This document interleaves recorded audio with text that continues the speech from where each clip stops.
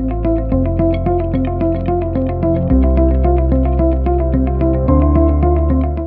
morning, everyone. This is our Friday report from the Archdiocese of Winnipeg, January the 19th, our first Friday report for 2024.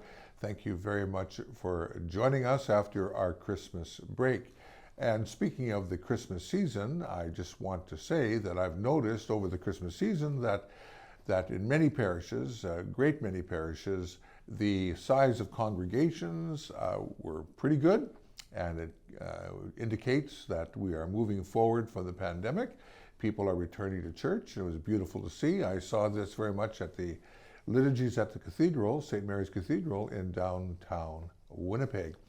So at the end of 2023, we did have some difficult experience in the Archdiocese, a difficult experience for families and for a few parishes as well.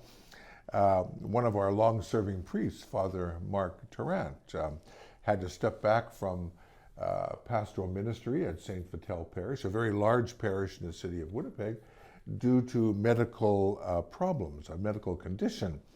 And I'd like to ask all of you to pray for Father Mark, certainly. And I would just like to say that his staff at St. Vital Parish has been excellent and very supportive of Father Mark, and continues to be supportive of the new pastor who's assigned there, which really leads me on to the point that when you have a change like that during the middle of the year, before the normal appointments at the end of the year, there's quite a bit of shuffling in the Archdiocese in that way. And so I have asked Father Wayne Morrissey from St. John Brebeuf to go to St. Vital Parish and to be pastor there with the two schools that are there in that parish, and Father Patrick Neufeld from St. Rose du Lac to come down into the city and to take up his new position as pastor at St. John Brebeuf. And I've asked Father James Henneque, who was the parochial vicar at St. John Brebeuf, to go to St. Rose and to work with Father Moise, in St. Rose and with those missions in that area. So I just want to say that I'm very grateful for the openness on the part of everyone and for the support so that we were able to move ahead with some of these important changes in the Archdiocese. And during this month of January, forums go out to all the clergy in the Archdiocese to consult about the summer changes. There's always changes every summertime in terms of pastoral ministry, changes of pastors, changes in parish administrators, and I'll always consult the priests in January to give me an update on their particular experiences and on their feelings about their ministry. So that is happening as we look forward to the next several months of discerning the future needs of the Archdiocese of Winnipeg. For myself, every January, the bishops in Western Canada and in the north go on retreat in British Columbia, a small city outside of Vancouver called Mission, BC. We go to the Benedictine Abbey of Westminster Abbey, for a week-long retreat. And this year, our facilitator was Thomas Cardinal Collins, the Emeritus Archbishop of Toronto. Now, His Eminence, Cardinal Collins, is a well-known prelate in Canada.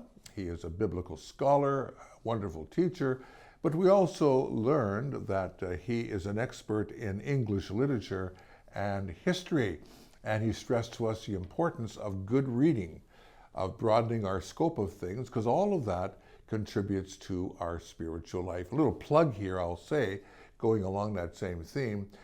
Given the fact of the environment of most media that people watch today, how much Christian input is there? Very important question today, especially in the formation of our children and so on. And so I always encourage Catholic television and Catholic radio.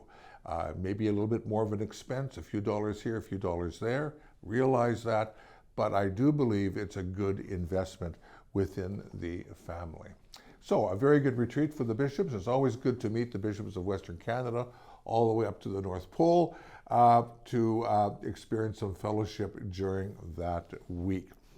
So, my dear friends, we have entered a very unique week as of yesterday. Yesterday was the 18th of January, the week of prayer for Christian unity. And this week of prayer, starts on the 18th of January and ends on the 25th of January. An important event this coming week in the city of Winnipeg will be an ecumenical prayer service held 7:30 p.m. at the Lutheran Church of the Cross at 560 Arlington Street in Winnipeg. And our own Father Robert Poltz of St. John 23rd Parish is our ecumenical officer, our liaison officer for the Archdiocese, and he has worked with other Christian communities every year in organizing the Week of Prayer for Christian Unity. It's an important yearly event. And why is it important, we might ask ourselves? Well, first of all, we realize that the Second Vatican Council had a lot to say about ecumenism, the cooperation of Christians together. Our Lord prayed for the unity of Christians, and so we must do the same. It's a very important work to pray for the unity of the Christians throughout the world together, as our Lord taught us to pray for the unity of the church. And not only to pray for the unity of the church, but also to work together with other Christians. So all of you are certainly invited to pray for Christian unity this coming week that we are now in. And also, hopefully, some of you may be able to go to that special ecumenical event that will have Christian leaders from all over Winnipeg at the Lutheran Church of the Cross.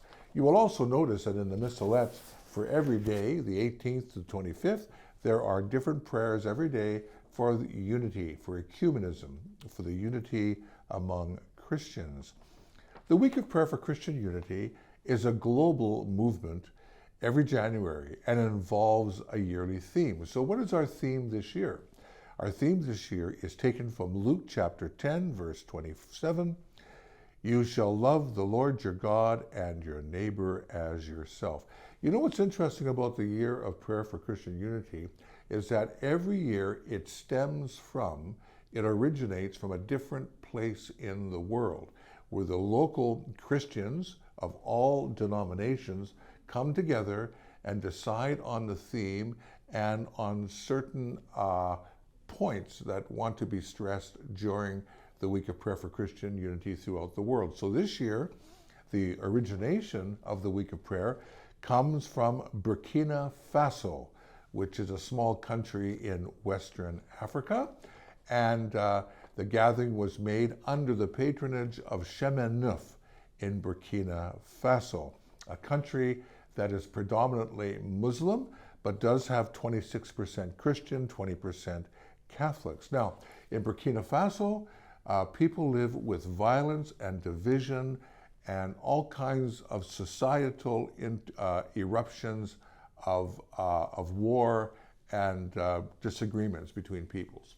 And so the praying for loving of neighbor is a very important part of the reality in that country. And so I think we all agree that not only Burkina Faso, but all over the world, the importance of loving one's neighbor. And that's why this is an important event, the Week of Prayer for Christian Unity. Christians need to pray for the unity of the church, yes, but also love of neighbor. You shall love the Lord your God and your neighbor as yourself. Another interesting aspect of the Week of Prayer for Christian Unity this year is that it is the 60th anniversary of the historic meeting of Saint Pope Paul VI, who many of us will remember, and the Orthodox Ecumenical Patriarch Athenagoras I of Constantinople. It occurred in Israel on the Mount of Olives in 1964. Now, what is an ecumenical patriarch? An ecumenical patriarch is the symbolic head of all of the Orthodox churches in the East.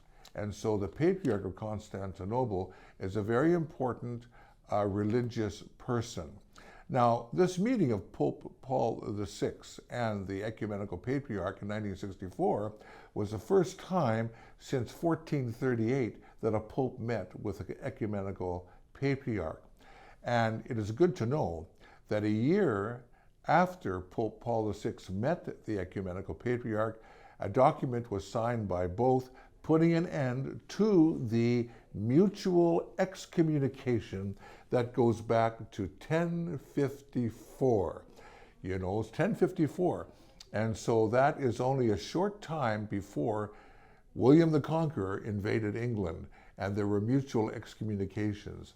And so this meeting of Pope Paul VI and the Ecumenical Patriarch in 1964 marked a new phase, an important shift in relationships between Orthodoxy and the Roman Catholic Church. As a matter of fact, Pope Francis recently said about this anniversary, the 60th anniversary being celebrated during the Week of Prayer for Christian Unity, he says this: "And thinking of that historic gesture of fraternity in Jerusalem, the meeting of the two, let us pray for peace in the Middle East, in Palestine, in Israel, in Ukraine, all over the world. So many victims of war, so many deaths, so much destruction. Let us pray for peace." And so the theme for the Week of Prayer for Christian Unity, as I said, had origination this year in West Africa. It involves the World Council of Churches. It involves the Dicastery for Promoting Christian Unity at the Vatican, and materials are designed to be used throughout the whole world, and that in each country, an ecumenical writing team is established to provide the local churches in that country with materials to celebrate the special week of prayer for Christian unity. So you can see it's an important event, and it's also a global event. Try to become involved in this through your prayer life, and if you are able to attend ecumenical services this week, please do that. On the 25th of January, the Feast of the Conversion of St. Paul, which completes the Week of Prayer for Christian Unity, Pope Francis will preside over a service and preach a homily at a famous church in Rome called the Basilica of St. Paul outside the wall. And there's 4 major basilicas in Rome. That's one of them. That used to be the church of the Archbishop of Canterbury before the Reformation. Archbishop Justin Welby, who is now the Archbishop of Canterbury, the head of the Anglican Church, will be there in that church with Pope Francis on January the 25th this year, completing the Week of Prayer for Christian Unity. Okay, I spoke quite a bit about ecumenism, and I did so rightly so, because we don't speak enough about it. And it's very important to have this in front of us as one of our Christian focuses and one of our Christian goals is working towards the unity of all Christians. And we have a lot of great workers towards ecumenism in the Archdiocese of Winnipeg, and I'm very grateful for that. Before we end this Friday report, I wish to encourage all of our parishes to become involved, who are celebrating confirmations this year, to become involved in our confirmation rallies in the Archdiocese. These rallies are very important. It's important for the young people to experience the church outside their own parishes, for one thing. And so important are these rallies that we have put on an extra one this year. In the past, we've had hundreds of young people come to these confirmation rallies. I've been involved in every one of them. And it's good to remember that confirmation itself is an archdiocesan spiritual event. It's not just an event in the parish, it is an archdiocesan spiritual event.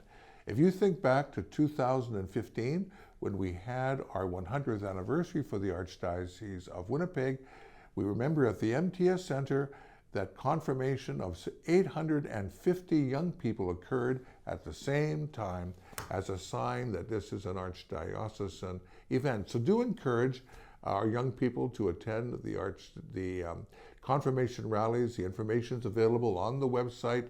It will be given to each parish through other means as well.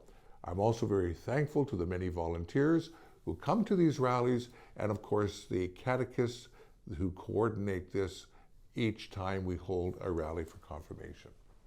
Finally, tonight at St. Emile Parish in the Archdiocese of St. Boniface is another Illuminate celebration. This is an opportunity for adoration, for praise and worship, and for reconciliation and fellowship. At 7:30 at St. Emil's Parish, 556 St. Anne's Road. And I encourage our young adults to think about this. It's a great way to spend an evening, a spiritual way, but also socially in fellowship. Well, that's our Friday report for today. Thank you very much for watching, and I pray that the Lord will continue to protect us, all of us, in our local church, our parishes, and particularly those most in need. So the Lord be with you, and may he bless you and keep you all, the Father, the Son, and the Holy Spirit. Amen.